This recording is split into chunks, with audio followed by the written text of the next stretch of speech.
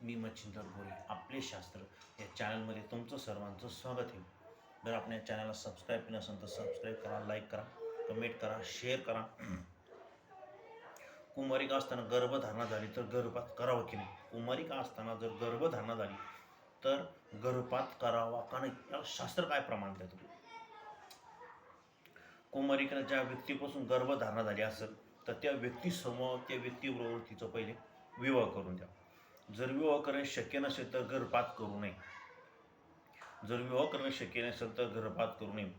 मुलाचा जन्म होऊ द्या, काही दिवस त्याचे पालन करावे. थोडे मोठे झाल्यानंतर त्याला अनाथ आश्रमात भरती करावं. तिला जर कोणी दत्तक घेत असेल तर ओटीत द्यावं किंवा दत्तक द्या, ओटीत द्या, पण गर्भपात करू नये. जर कन्यासोबत कोणी बलात्कार केला असेल तर बलात्कारी व्यक्तीला काय पाप लागेल. जर असं मग मुलीच्या इच्छेनुसार झाला असेल तर तिला देखील काय काही अंशी पाप लागणार, कारण सर्व प्रकारच्या पापाच्या मुळशी भोगेच्छा आहे.